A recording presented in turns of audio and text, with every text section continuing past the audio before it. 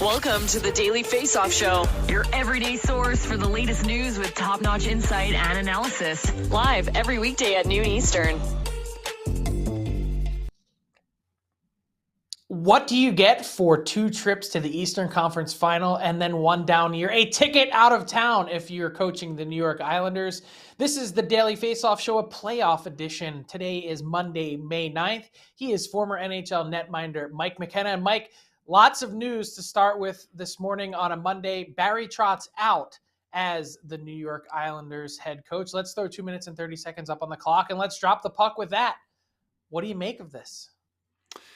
Well, I'd like to say I'm surprised, but then I remember it's Lou Lamoriello, and some of the moves that he's made regarding coaches in the past have been bold. I mean, I can remember going into playoffs, and I believe it was Pat Burns just before playoffs relieved the duties previously. Lamoriello makes changes when he pleases to. Even when I was a member of the Devils, I can remember right before Christmas time, John McClain being our head coach and receiving a vote of confidence, and about 5 days later, Lou fired him. So I'm not, from that aspect, too surprised, but is this really on Barry Trotz why the New York Islanders couldn't compete this year? Is this not because of what they faced with COVID and being out of their home rink? Is it not because the team's also an aging lineup that could use some real star power? Like, there's a lot here, I think, more than a coach who has proven to be a winner in the league. And I mean, Frank, he's got a year left at $4 million that, he'll get paid out on. So I'm curious to see what happens with Barry Trotz here. Do you have any ideas what you think may happen with him? Well, I'm curious to see if this was maybe a little bit more mutual than we might have realized. What was Barry Trotz's interest in continuing to coach? These have been some long and hard years, and you take a look at his resume and record on Long Island. It was damn good. Made the playoffs in each of his first 3 seasons, lost in the Eastern Conference Final each of the last 2 years to the eventual Stanley Cup champion Tampa Bay Lightning, a 152, 102, and 34 mark over parts of those 4 seasons on the island. And he took a team, Mike, that really couldn't get out of its own way, gave them purpose, gave them direction, gave them a system that really worked in terms of their defensive style and approach. But I think some of the collateral damage may have been some of their offensive stars that have been stifled a little bit. And I look at a guy like Matt Barzal and I wonder, maybe stylistically, is Lou Lamoriello looking for something a little bit different? I've thought that at times. I thought Matt Barzal might actually be better somewhere else, just due to the fact that he doesn't seem to have the same type of players to run with him. So I think that could factor in. But bottom line here, Lou's getting rid of a very, very good NHL coach. And you have to wonder, what's the upgrade here, Frank? Like, who's he going to find that he can look and say, we are objectively a better team now with a different voice coaching us? I don't know that there is an upgrade. I think you may be able to find another coach. I don't know that you'll be able to find a better coach. And what's really interesting is, where does Barry Trotz go from here? There was some talk, quickly about the idea of maybe Barry Trotz sliding into a management role. Here's the thing, and I saw this from Matt Barnaby on Twitter earlier on Monday. He said, Barry Trotz will get picked up quicker than a Kardashian, and I thought that was so well said. You look at some of the NHL coaching vacancies at the moment, the Islanders now included. Team that really stands out for me as being a great fit is the Winnipeg Jets. He's maybe a coach that, with some structure, certainly defensively, that team could be way better off heading into next season. He's also a Manitoba native, and I could just see his personality and Kevin Cheveldayoff's personality really meshing. There's one other team to keep an eye on as well that isn't on this list, Mike, and that's the Vegas Golden Knights. We still have not heard yet what the fate is of Pete DeBoer, although we know that GM Kelly McCrimmon is returning. Yeah, I think it could be interesting. And really, we have to ask, is Barry Trotz going to coach next season? Is that something he'd like to do? I mean, he's been coaching a lot of hockey with no time off in these past several years. He's got a pretty big family. You have to wonder if maybe a sabbatical might be a good thing. But Barry Trotz has always jumped at a chance to coach when he's had it. He's moved from Nashville to Washington to New York, and it's been fluid. So coaches want to coach. I would even suggest, who knows what happens with playoffs here, Frank? He's going to want a good team to coach. What if Florida doesn't do something? These are the machinations I think that I could see playing out. And I think it's all on the table for Barry Trotz. Here's the bottom line, Mike. I think if Barry Trotz will be out of work as long as he wants to be. Fair? I agree with that. All right, let's move on to the Tampa Bay Lightning, who absolutely crushed the Toronto Maple Leafs in Game 4 on Sunday evening. It was a rout right from opening puck drop. And for a team in Tampa Bay that needed to bounce back, now 16-0 following a loss over each of their last 3 playoff runs, and Andre Vasilevsky, .953 save percentage in that stretch. When you look at this, is this a missed opportunity for the Leafs, or is this just Tampa Bay really doing what they do? It's a bit of both here. I mean, I think really this was Tampa Bay putting their stamp on the game, like right off the bat. Stamkos scores. Okay, not much longer after that. Belmar, the puck's in the back of the net. And you look at how the goals happen. The first one's hard work in the zone, ton of bodies in front. Like Tampa is doing the things that they need to garner momentum in the locker room as well. Like even when this play started to get rough between Tampa Bay and Toronto last night, I thought that favored the Lightning. They look totally comfortable in a rough game. They haven't been fazed by it. Even when they've lost the 2 games in the series pretty handily, they've bounced back right away. Now, the Leafs have as well, but I have bigger questions about the Leafs. And you always think about ghosts of playoff past, and that's kind of dominating our thought process. But I didn't think Jack Campbell's details were great. He is not the reason why they lost last night. He'll be back in the next game. But you wonder now, you're going to Game 5, and it's 2-2. It's going to Toronto. Toronto's got to win that game to me, Frank. Like they have to. And that all comes down to first period. They can't sit in the box. Like you can't give Tampa 8 power plays and think you're going to come out of that game unscathed. It just isn't going to happen. That to me was a sign that Toronto was chasing, maybe even trying a little bit too hard, Frank. Yeah, I agree. What's your level of concern with Jack Campbell? I thought the comments from John Cooper, basically saying, right away early in the series when he was asked about Campbell, I think it was after Game 3, saying, Jack Campbell's been really good. He had a shutout. He saved the Leafs in Game 3. And he said, well, he's giving up an average of 3.5 goals a game. So I think we're all right with that. Can the Leafs win with Campbell in net? Well, they can because they've shown that they've done it previously, but I do have concerns because he hasn't gotten through a first round. And to me, Campbell's kind of like a starting pitcher in baseball, Frank, that you can tell if he doesn't have his stuff early in a game. Like last night, his details were a little bit off. Belmar's goal, he's not quite square. Stamkos' shot that goes in right off the bat, he doesn't arrive on time. His route's a little wonky. When Campbell's dialed in, those things don't happen. So I need to see details right off the bat from him because when he has them, they can absolutely win, but it hasn't been at a consistent enough level. Interesting. I just think the Toronto Maple Leafs, are going to rue the day that they did not take advantage of being able to put a skate to the throat of the 2-time defending Cup champs and go up 3-1 in that series. We talked about Brendan Shanahan before saying at the end of last season, who are our killers? Well, who are they? Who's going to step up and be the killer for the Toronto Maple Leafs? We've yet to see it. You mentioned ghosts of playoff past. I say we've seen this movie before, and I don't know that we necessarily like how it ends for the Toronto Maple Leafs. Still a chance, tied 2-2, heading back to Toronto. We'll see how they respond in Game 5. The Los Angeles Kings also with a big bounce back against the Edmonton Oilers. You look at the way that the Oilers dominated the Kings in Games 2 and 3, outscoring them by a 14-2 margin. What a strange and lopsided series this has been in a number of ways, just like so many others. In fact, so many blowouts so far in the Stanley Cup playoffs. It's like, can we please get a close game at some point somewhere? But in this case, what did you make of the Kings and the way that they performed in Game 4 to really, in some ways, save their season? The Oilers had a chance, like the Leafs, to really put the Kings in a tough spot, and they aren't able to come through and do it.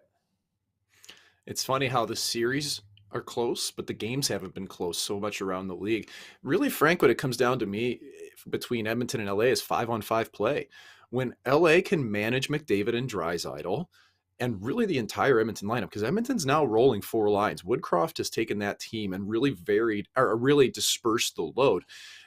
If LA can stay on top of Edmonton at even strength, they have a chance. Now, they don't have as much skill, and it's going to depend on quick playing well, which he obviously did last night. He's making saves without a glove on, man. Like, that was freakish. Like, it's complete disregard for your own health, which is what us goalies do when you're faced with adversity. But I really think also that LA's discipline last night helped. They had no penalties in the first period. Also, Edmonton didn't as well. And when it goes like that without any power plays either way, again, that's good for LA. Danault had a monster game. He is +3. McDavid and Draisaitl were both on the ice for 2 goals against, and that's rare for that team. So far, that matchup had been in favor of Edmonton. So some of the things Todd McClellan did even, he puts Grundstrom in, 2 goals. Puts Troy Stetcher in. He's got a goal and assist in the game as well, Frank. Those made a difference for that club in LA, and they just can't chase. Kopitar looked like a ghost after game 3 at the end of it. He didn't look like that last night. Yeah, you mentioned Jonathan Quick, his 10th career playoff shutout, most all-time among American-born goaltenders now, alone in first place in that category. I just love the mindset from the Kings as well. Todd McClellan saying to his players, look, a lot of people are going to point out 14-2 over the last 2 games. The only score that matters is the fact that we're trailing in this series only by a 2-1 margin. They had an opportunity to square it up, and they did so. And just like with the Leafs, I think a real big missed opportunity for the Edmonton Oilers, because guess what? They're not good enough yet. They're not mature enough yet to be able to do that later on in the playoffs if you want to go on a deep run. They may be able to overcome it against a team like the Los Angeles Kings in the first round, who don't have their full complement of players in their lineup. But that's not really a good sign if you're an Oiler fan and you're looking for a team that has an ability to stomp on an opponent and just can't quite get it together in any facet of their game in game 4. So part of it is what the Kings did. Part of it was also the Oilers not showing up in an opportune moment to really put a stranglehold on the series. What about the Florida Panthers? Speaking of a stranglehold, well, the Caps can do that to the Cats with a win in game 4 at Capital One Arena in the nation's capital on Monday evening. Tough spot for the President's Trophy winners, who don't have a power play goal this series, who do not look like themselves. Coach Andrew Brunette has been critical of their lack of skating. He feels like their speed and everything else has been a little bit off their compete level. Certainly, we mentioned their power play hasn't been very good, but I think more to the point, maybe we're doing a little bit of a disservice to the Washington Capitals and not mention what a great job they're doing making life difficult for Florida, getting in their way and preventing their speed coming through the neutral zone. That 1-3-1 setup really seems to be doing quite a number on the Florida Panthers, who generate so much of their action and energy off the rush. What are you seeing through the first 3 games between these 2 teams? The easy thing to do is to look at the Panthers' power play and go, oh, it's 0 for 9. Why aren't they scoring? They were so good in the regular. Well, think about it this way. They've only had 9 power plays in 3 games. So to me, that means that the Washington Capitals are able to control a lot of the play and not let Florida carry it. So Washington, to me, has done a great job, and it's really come from their depth. I mean, even last game, Tom Wilson's not in the lineup, but it doesn't phase the Capitals from playing to their identity, which they've done well in their wins in the series. And you look at players like Lars Eller and Garnett Hathaway that can bang and crash, but they can still skate. And that's really important to Washington. And of course, they've got power play advantage when you've got Ovechkin and everyone else that can get it done. But Washington's been better 5-on-5, Frank. They've been better at special teams. And I said this on our Suitcase and Scribe podcast with Scott Burnside last week after game 1, when Andrew Brunette said, well, this is good for us that we lost game 1. I'm paraphrasing here, but that's essentially what he said, to face some adversity. No, it's not good to be down 1-0 in a series. That's bad. Like, I thought it would be good for them to face adversity during the series, but not to be down a game and to get trounced in it. So I don't like how the Panthers have looked here, Frank, and I'm concerned with them. And what about Bob? That's my last comment. What about Bob? Yeah. They need him to steal the next game, and they need him to play strong. Yeah, what about Bob? It's, you mentioned the power play, though, going 0 for 9, and I will say that they've looked a bit lost, and I think one of the big reasons for that is everyone just assumes, okay, it's so great to get Aaron Ekblad back in the lineup now that he's healthy, and of course it is. Everyone would wish to have a player like that and his full skill set back in your lineup, but it also meant tinkering with a power play that had been rolling to end the season.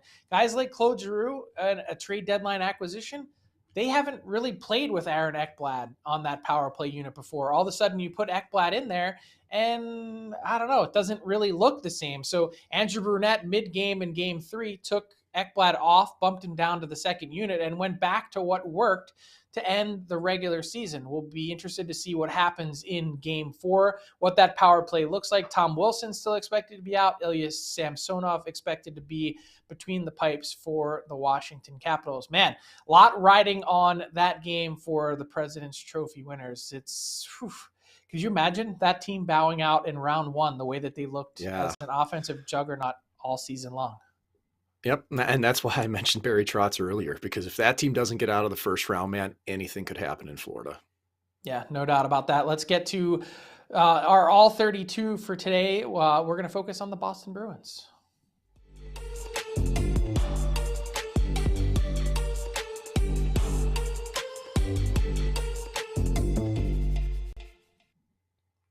Pleased to welcome back to the Daily Faceoff Show, Pete Blackburn, for this All 32 delivered by DoorDash. Pete, your Boston Bruins had a big swing in this series against the Carolina Hurricanes, winning both games on home ice to level the series. The big change, of course, the turning point in the series has been the reunion of the perfection line. 16 points they've combined for in these last two games. You see their ice time ticking up since they were reunited by Coach Bruce Cassidy. My question to you is this. One of the other turning points of the Bruins season, Pete, was the idea that they were able to separate these lines and make the Bruins a bit of a deeper team, putting Pasternak on that second line with Taylor Hall. Are the Bruins at risk here going up against the Hurricanes of being a little bit too one-dimensional?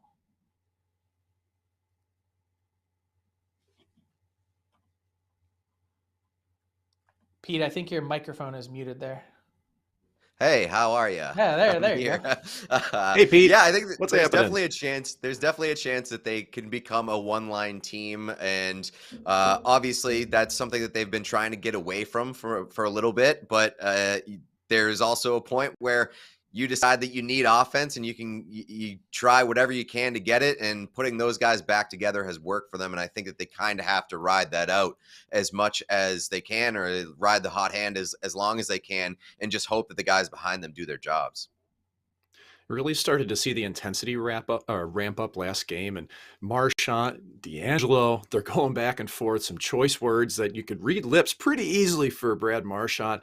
In this series, when the hate starts to heat up, I mean, which of these two teams do you think has an advantage when it really starts to get going like that?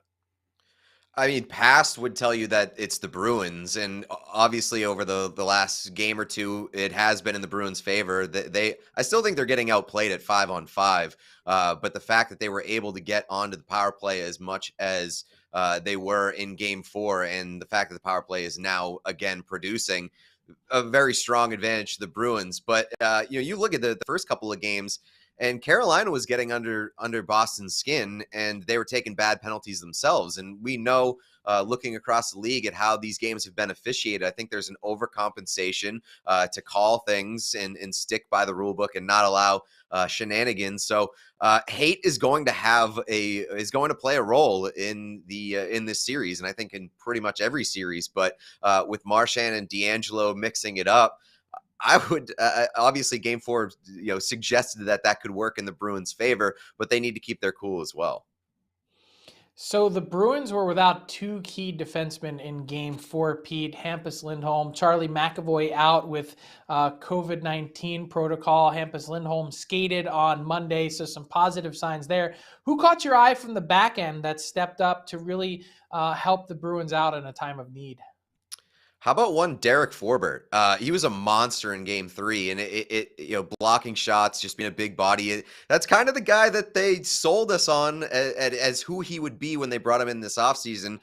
They wanted some tenacity, some grit, some guy who wouldn't be afraid to get dirty on the back end, and Forbert was that in Game 3, was pretty good in Game 4 as well. So if you can get those contributions from the back end defensemen, and then get McAvoy back, get Lindholm back, they're going to be in a much better shape to trust three pairs. And so that was a good, encouraging sign for the Bruins. Hopefully Derrick Forbert can keep it up, because he wasn't that great during the regular season.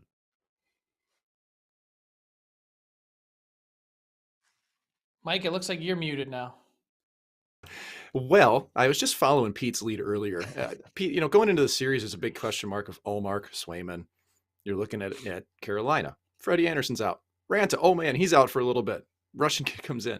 What has been your assessment of the goaltending so far in the series? Heading into Friday, I would have told you that the Bruins just didn't test Carolina's goaltending enough, especially with those two guys.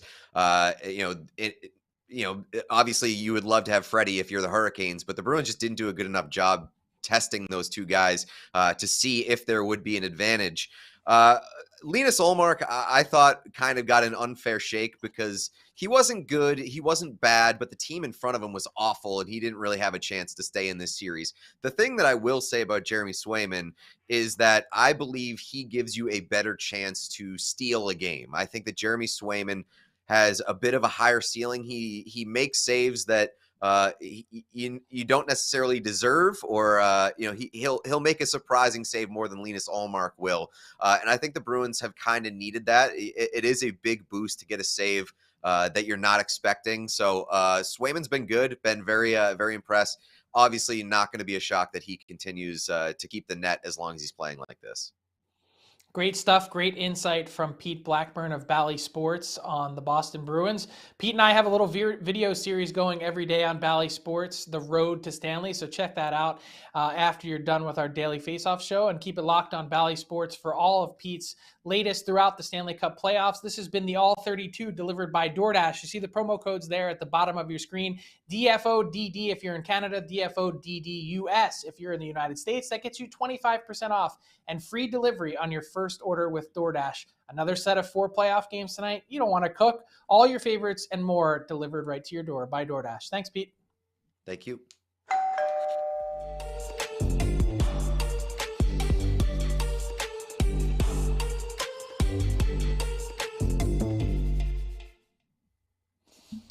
All right, it's time for our daily Faceoff inbox question of the day, #AskDFO. And before we get to that, I just wanted to drop a little quick news that we had here developing while we were on the show. TSN 1200 in Ottawa reporting that the Ottawa Senators have fired Vice President of Player Development Pierre McGuire today. So some interesting news out of Ottawa. We heard Barry Trotz fired, now Pierre McGuire as well on this newsy Monday, May 9th. Mike, that brings us to our quick look at the Minnesota Wild and St. Louis Blues, another back and forth series. It seems like, the definition of momentum not continuing forward from game to game. When you look at game 5, you got a banged up Blues blue line. You've got a Minnesota Wild team that really failed to capitalize and also take a stranglehold on that series. What are you looking for? Who has the edge heading into game 5?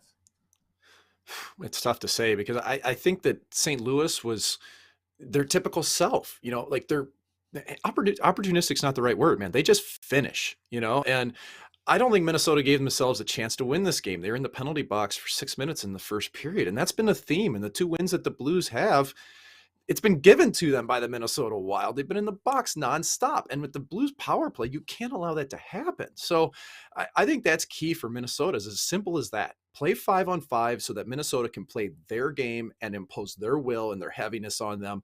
And St. Louis, for me, it's just rest, Frank. They've got 4 of their top 6 defensemen out of the lineup.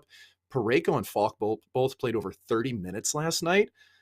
Take your days off here, boys. Get some rest. Come back with some energy. I think that's going to matter more than anything for the Blues. Yeah, it's been amazing what the Blues have been able to accomplish with that banged up blue line. It seems like it's been a revolving door on the back end. Basically every night in this series, someone else going down. So a really interesting series, a tight series, maybe not played out exactly the way that we expected. But if you had said, a few days ago before the playoffs started, as we're now halfway through round 1, that these two teams would be tied after 4 games, just about everyone would have just nodded their head and said, yep, sounds about right. So let's get to our daily Faceoff daily bet segment with Tyler Urumchuk, still out in Los Angeles, recovering after a Edmonton Oilers loss in game 4. Tyler, how'd you do over the weekend? And not great over the weekend, Frank. So on round 1 as a whole here, we're down about 3 or 4 units. So we'll look to bounce back tonight. Let's jump into it, courtesy of our friends at PointsBet Canada, because I barely trust this hotel Wi-Fi that I'm currently using. I'm starting with the Panthers on the puck line. You could go back to my segment on Thursday. I took the Panthers on the puck line. I took a Mika Zibanejad assist. I'm just going to trust the process a little. I like the plus 135 payout for the Florida Panthers. They rarely ever lose back-to-back games. They haven't lost back-to-back games yet in this series. That is a good payout. And digging into that Rangers-Penguins matchup, Zibanejad, he's been my assist guy all year, and I don't mind riding with him again tonight. I think the Rangers will bounce back. Zibanejad seems to pretty consistently pick up apples as he's done over the last few months. plus 125. That's a good payout. So that is where I'm going to wrap up the segment, Frank. Mika Zibanejad, over half an assist. The Florida Panthers with a big bounce back, and that's all I got tonight. Interesting. Yeah. Florida, I could totally see a Florida Panthers bounce back. I could also see them continuing to be frustrated by the Washington Capitals. We'll see how it all plays out in Game 4 in DC. That brings us to garbage time with Mike McKenna. And before you hop into what's caught your eye and caught your attention from around the NHL, I just want to ask quickly, what was it like being between the benches on TBS on Friday night, making your national TV debut? It was so much fun, and I got into it right away when I took an errant slash from Leon Draisaitl in the first period. He crashed in with a Los Angeles Kings player and got me right on the wrist. And it's weird, Frank. Like, I was talking about this with another goaltender recently, that I miss the pain of playing, of actually being physically hurt by pucks, like not injured, but that feeling. It's a rush, man. So it got me into it. It was just a lot of fun. So I had a blast doing it. I'd love to have some more in the future, but who knows, man? I'm just happy to have that one opportunity. It's really cool. Yeah, really cool. What's caught your eye? It's been a total, lot of conversation, I would say, and controversy. Rod Brindamore would share in this pain, at least, of the goalie interference. Matt Larkin gave me his lecture on Friday about how he seems to know every single time what goalie interference is and isn't. When he sees it, feels like he can nail the call more often than not. Do you agree? I feel like it's a toss-up. I feel like there's so many things that pop up, and I'm like, I don't know what this is or isn't. I've been in the same boat as Matt this year that I thought I was batting 100% for most of the season until last night. Okay. And I'm watching Carolina and Boston, and sure enough, here's a goalie interference call that I think's a layup that Rod Brindamore said, maybe I'm wrong on this quote, but I think he said he bet his life on it that it was going to be goalie interference. Correct. Well, here we go. It counts. And it's Jake DeBrusk pushing his stick into Antti Ranta's pad and clears a lane. Antti Ranta is knocked completely off balance. He cannot play goal in this scenario, and DeBrusk ends up scoring. Now, the reasoning that I believe the NHL allowed this to stand is because Brett Pesce's in front of the net, and his stick hits the thigh rise of Antti Ranta's pad about the same time as Jake DeBrusk. And Ranta spins a little bit. But here's my thing, Frank.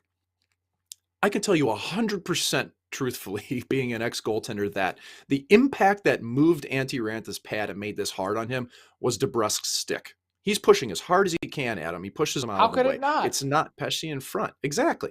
So, like, to me, this is 100% goalie interference. This wasn't even like a contested puck, okay? The puck's, it's free, but it's not a battle, which could have been used in the rules for it. I think they missed this one. And I think they've done a really good job this year. Even in the LA Edmonton game, there was a play where, Grunstrom crashed into Mike Smith, but he was tripped on the play by Darnell Nurse. And I can accept that because an Edmonton player caused it to happen. Not this one, man. Like, this is straight up DeBrusk pushed Ranta out of the way and the puck's in the net. So this was tough, man. I didn't like this call at all. So many storylines with goalie interference. So many different goalies in the net in the postseason. Mike, it's been all about the goalies through the first 8 days of the Stanley Cup playoffs. It's been incredible to see the number of different goalies that have been used. Just, even Igor Shesterkin, how many people thought that he would be pulled through the first few games of that series as well? It's been crazy to watch. I still have no idea what goalie interference, when you see something like that and you hear a coach saying that he would have bet his life on it, geez, that says a lot, doesn't it? That'll do it for... Yeah, that is a strong bet. That'll do it for this edition of the Daily Faceoff Show. That's all the time that we have for today. Keep it locked on dailyfaceoff.com for all the latest news, insight, and analysis from around the NHL. We'll be back here Tuesday, 12 noon Eastern. You know where to find us. Until then, enjoy the games, everyone. Thanks for watching the Daily Faceoff Show. Make sure you hit subscribe on our YouTube channel to never miss an episode.